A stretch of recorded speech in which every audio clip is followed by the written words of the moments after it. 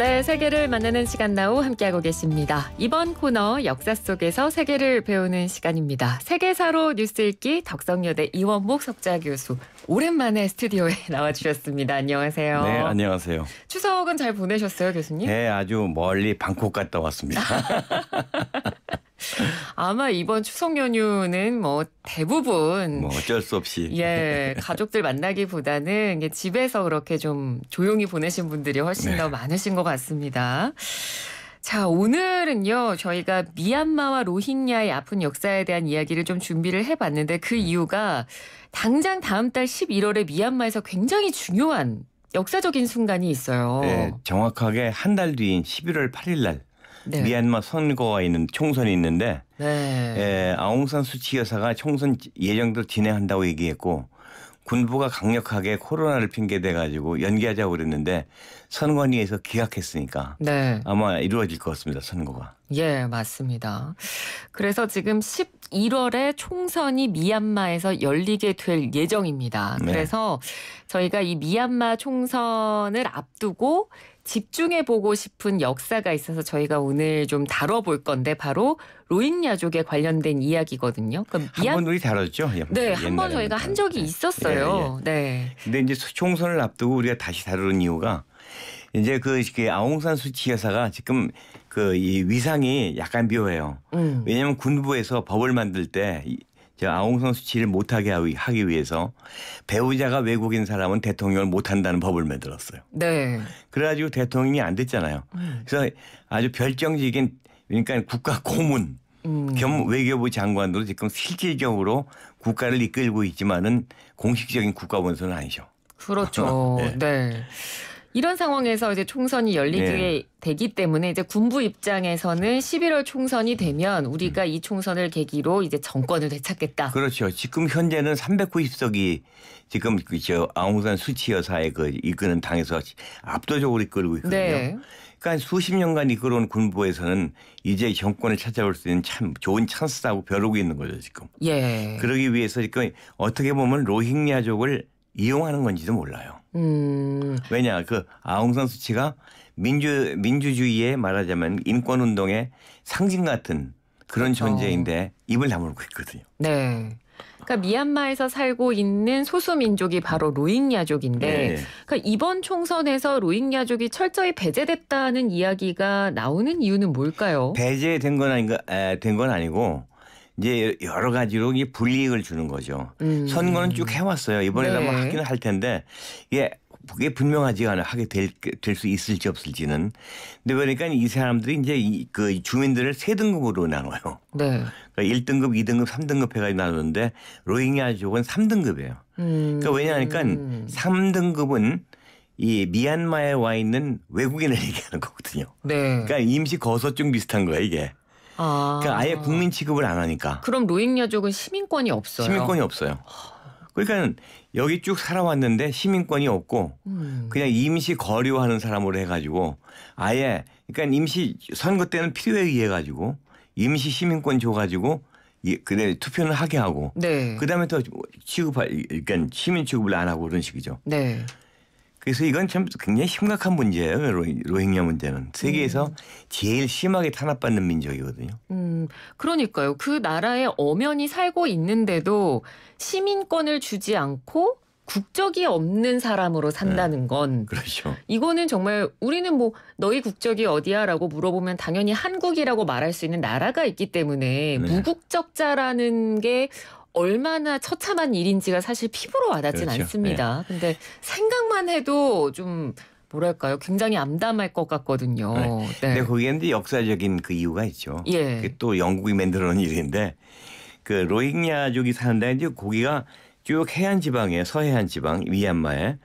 그 거기 얇게 쭉 내려와 있는데 그 중간에 그 아라칸 산맥이라고 있어요 이게. 그 산맥이 버마족하고 미얀마족을 구분짓는 거거든요. 그래서 한 번은 이것이 방글라데시 쪽에서 붙었다가 어차피 다 영국의 식민지였으니까 그러니까 다 붙어 있다가 나중에 최종 독립할 때 미얀마에 붙었거든요. 그러니까 미얀마 쪽은 볼 때는 얘네들은 우리나라 사람 아니다.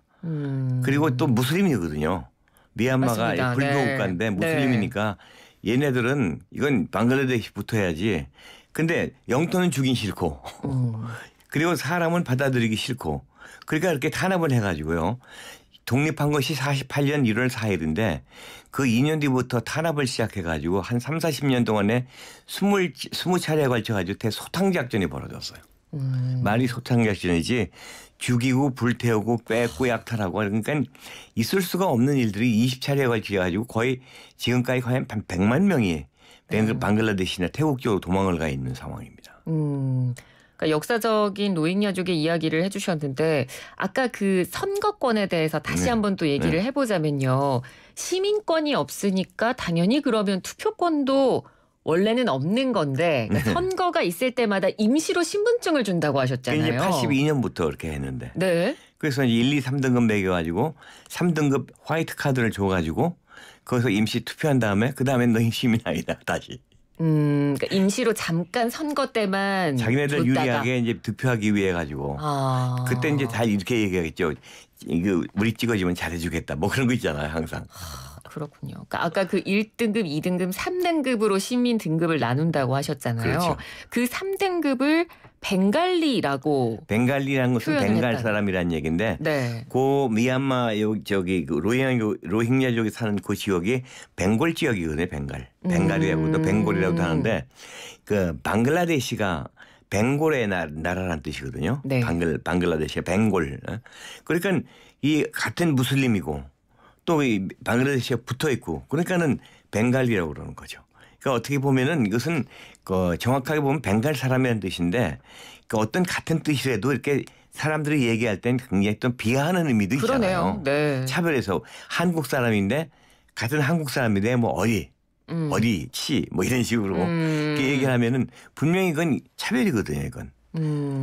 그러니까 이 굉장히 그 로힝야족들이 흥분을 하고 그럴 수밖에 없겠습니다. 이거 왜 우리를 bengal이라고 자꾸 여기다 화이트 페이퍼에 적느냐. 네. 우리는 엄연히 미얀마 국민인데 왜 그 bengal이라고 적어가지고 차별 대우냐 가지고 굉장히 흥분하고 있는 상황입니다. 그러니까 참 이 계속해서 이렇게 로힝야족이 뭐 관련돼서 뭐 이런 건 기본권 침해고 인권 침해다라는 이야기를 계속하고 있습니다만 그래도 상황이 개선되지 않는 건데 저희가 이 총선 이야기를 하면서도 느꼈지만 미얀마 정부의 로힝야족에 대한 탄압이 사실 국내 일로만 볼 수는 없는 게요. 그렇죠. 그러니까 인권주의적인 문제로도 생각을 해봐도 이건 국제적으로 좀 다뤄야 되는 문제잖아요. 당연히 그것은 이 정도가 되면은 이거 내정 간섭 차원이 아닌 것 같아요. 네. 왜냐하면 예를 들어서 세르비아 같은데 인종 청소하고 그랬을 때 국제재판도 하지 않았어요. 그러니까 이것은 그 정도까지는 아직 안 된다 하더라도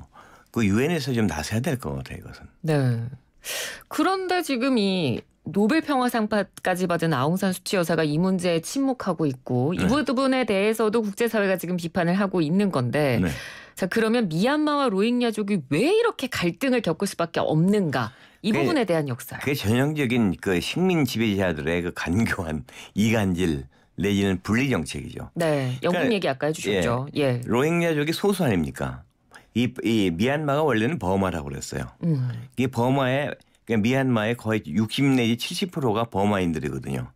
근데 이 버마인들을 통제하기 위해서 소수민족인 미얀마족을 갖다가 우대해가지고 그 다음에 중간 지배자로 만든 거예요. 그러니까 미얀마족들은 당연히 회기도고 이 불교도들이 그 버마족들인데 자기네들이 갑자기 중간 통치자가 되니까 불교도들을 종처럼 부리고 그리고 굉장히 탄압을 했거든요. 그런데 이제 2차 대전이 시작돼가지고 일본이 들어오지 않았습니까? 일본이 들어오니까 일본은 또 버마족을 이용한 거예요. 영국에 대항하기 위해서. 그러니까 버마를 갖다 다시 또 주 지도 또 민족을 만들어 놓으니까 그동안 울분에서 했던 버마족들이 이 로힝야족에게 무자비한 또 탄압을 가한 거죠. 그러니까 이번에 또 영국이 다시 돌아와가지고 또 이게 그 자기네들이 당했으니까 무장을 시켜가지고 로힝야족 무장시켜가지고 이 버마족들을 그러니까 무장 탄압을 하기 시작하니까 이게 걷잡을 수 없는 그 증오가 겹겹이 쌓인 겁니다. 그럴 수밖에 없을 것 같아요. 그러니까 지금 이 선거 상황에서 미얀마족 탄압이 또 나온 얘기가 뭐냐니까 군부에서는 이게 굉장히 좋은 찬스거든요. 정권을 잡으면. 왜냐? 미얀마 수치가 말을 못하는 이유가 이 인권의 선두주자지만 그리고 대변자지만은 이건 굉장히 민감한 얘기라서 버마 국민들한테 로힝야족을 도와줍시다 합시다 이렇게 되면 표가 우수수 떨어지는 건 당연한 얘기거든요. 네. 그러니까 국민 감정하고 국가 지도자에 대한 지지하고는 별개 문제거든요. 그래서 뻥끗만 하면은 굉장히 선거에 불리해지니까 말은 차마 못하고 있는데 군부에서는 지금 계속해서 한마디 하시지 하면서 자꾸 부추기기 위해서 미얀마적 문제, 로힝야족 문제를 자꾸 터뜨리는 겁니다. 앞에서. 그러니까 그 영국의 식민지 사례 때도 그렇고 네. 일본 얘기도 그렇고 네. 그리고 가장 최근에 미얀마 내부의 어떤 그런 주도권 싸움에 그러니까 국내 정치 관련된 그렇죠. 부분이죠. 네. 이걸 쭉 다 봐도 어떻게 보면 다 비슷한 사례라고 볼 수 있는 것 같아요. 그러니까 본인들의 어떤 권력이나 야욕을 충족시키기 위해서 그 어떤 다른 민족들에게 누군가에게 힘을 주고 그걸 이용해서 다른 민족을 탄압하고 그런 식으로 이제 양쪽을 이간질시키고 그러면서 그 사이에서 본인은 권력을 네. 얻고. 대표적인 사례가 두 가지가 있는데요. 네. 그 루안다 아시지 않습니까? 맞습니다. 소수민족 후투족을 갖다가 다수민족 투치족 소수민족 투치족을 갖다가 다수민족 투치족을 지배하게 만들어가지고 네. 나중엔 그것이 뒤집어지니까 인종 청소가 나오지 않았어요. 그다음에는 인도가 독립할 때 이 파키스탄이 힌두교 무슬림 아닙니까? 인도는 힌두교고 그래서 인도 독립 당시에 그 무슬림 편 들어가지고 둘을 싸우게 했잖아요. 네. 그래서 결국은 분리 독립시키고 이런 것들이 이 로힝야족에도 똑같이 적용한 거죠. 영국이. 그러니까 정말 제국주의적인 그런 발상인데 참 이 로힝야족을 두고 세계에서 가장 박해받는 소수민족이다라는 얘기를 저희가 하잖아요. 그러면 이걸 방치했던 국제사회의 책임도 없지 않거든요. 특히 영국 책임이 크죠. 네. 근데 그런 영국은 식민지배한 국가들도 지금 다 책임을 전가하고 있는 상황이고. 근데 영국이 이제 자기네들이 나갈 때 48년 독립시키고 나갈 때 네. 로힝야족을 탄압하지 말라 전제 조건을 걸었거든요. 그러니까 버마 사람들은 뭔 소리냐 쫓겨나가는 주제 무슨 조건이냐 해서 싹 무시해버린 거죠. 근데 지금 영국의 입장은 날 떠나 어쩌라고. 그러니까 국제사회도 이렇게 방관하고 있는 모습을 보이니까 참 안타깝습니다. 안타깝죠. 그래서 이건 유엔이 적극 개입해야 될 문제거든요. 이건. 알겠습니다. 자, 오늘은 11월에 미얀마 총선을 앞두고 저희가 로힝야족의 아픈 역사에 대해서 저희가 좀 이야기를 해봤습니다. 교수님 오늘 말씀도 잘 들었습니다. 고맙습니다. 네, 감사합니다. 네, 지금까지 이원복 덕성여대 석좌 교수였습니다.